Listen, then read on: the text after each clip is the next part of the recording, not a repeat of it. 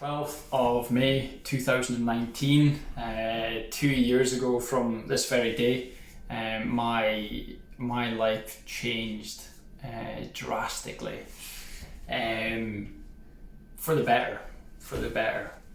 So I was in the car, I was in the passenger seat, my fiance was driving, my baby son at the time, he wasn't even a year old yet, he was in the back seat. We were driving Aberdeen. Lovely day, brilliant day, nice day. Normal day, because nothing had changed from the morning. It was a good morning. But we're driving along. We got to a set of traffic lights.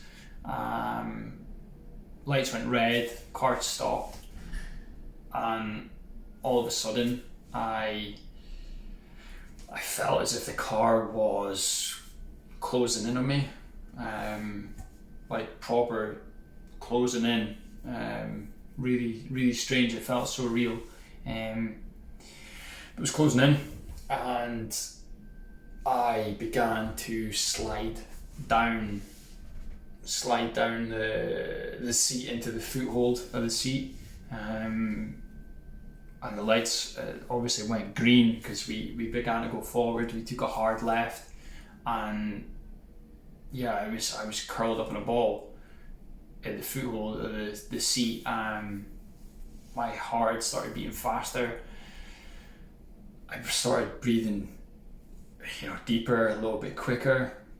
My temperature started increasing. I'd already started feeling the sweat build up across my brow line, on my forehead, and all of a sudden I became this little person trapped inside my own head, screaming for help. There was claws scratching the inside of my skull, like proper scratching, and it felt so real.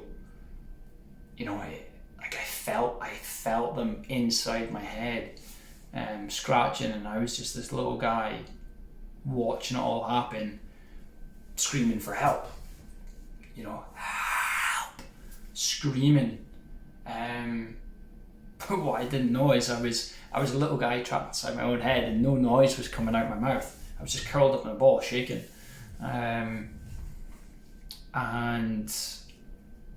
fair play to my other half for keeping herself together, staying composed. She continued to drive and change the route, and we ended up going to a local park, an open park, big car park facilities, and we got there. Of course, I didn't know what the hell was going on. I couldn't see. I was just trapped in my head. So we got to the park, the car park, and I felt the car stop. Basically came to, took off my belt, opened the door, and sprinted out of the car to it was like a hut at the time, and it's toilets now, but I think it was a hut at the time, I can't remember.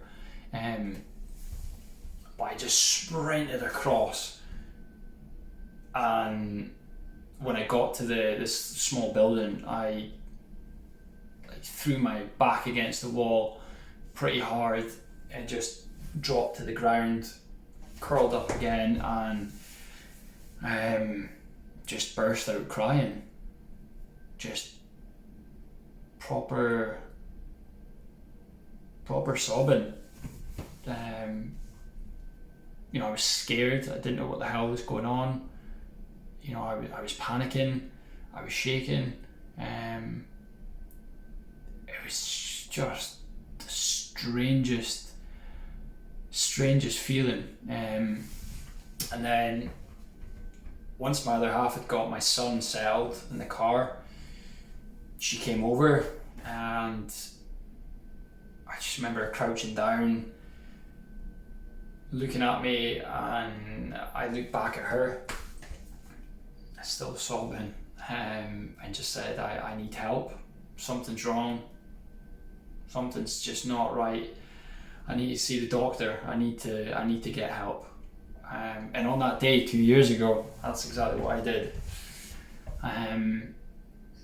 we played in the park. We got some nice pictures with my son. And one picture always sticks out. I actually put it as my profile picture on social media, and it always sticks out.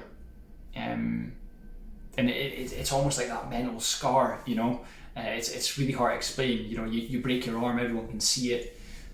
It heals, but your arm might not always be the same. But with this one, it was a scar, you know, mental scar. It doesn't leave me. You can't see it. It's inside my head, but I know it's there. But on that day, I went and got help. I went and spoke to the doctor, and then I started looking deep into myself as an individual, my personality, my most distant thoughts, and had to rebuild my entire head and learn everything about myself. And you know, people think that because I talk about mental health, everything's fine, everything's perfect. There's no cure for mental health. You just get to understand it a little bit better. You get to understand your opponent, and you get to understand how to tackle it. Now, it doesn't mean it's easy, and it doesn't mean you're always going to win. But like a boxer can study his or her opponent, get to know everything about him or her, and truly feel like they're going to win every time. But you can still get knocked out, and you still feel the pain with every punch, and that's like mental health. You know, I'm in a privileged position that I can face my fears, I can face my opponents and stand up to them, because I've got a toolkit that I can use now, which I never had before. But one of the things that got me through survival was speaking about it. You know, and I know it's the old cliche, it's okay not to be okay, and you know, speak up. That saved my life. Speaking up saved my life, and that's why I have to raise awareness about it, because I would hate for other people to be in a similar position I was in, and not feel comfortable to speak up. I know it's not easy, it's hard, it's still hard for me. It doesn't just get easier, you just get better at doing it. You just get better at challenging it, taking it on, fighting it. And that's what it's all about. It's about coping with mental health challenges and beating them. You know, you can be the strongest person in the world and feel defeated. But don't give up. Do not give up. Just keep going forward. Keep going forward. 2 years ago could have been a very different path, that's for sure. You know, it's Mental Health Awareness Week,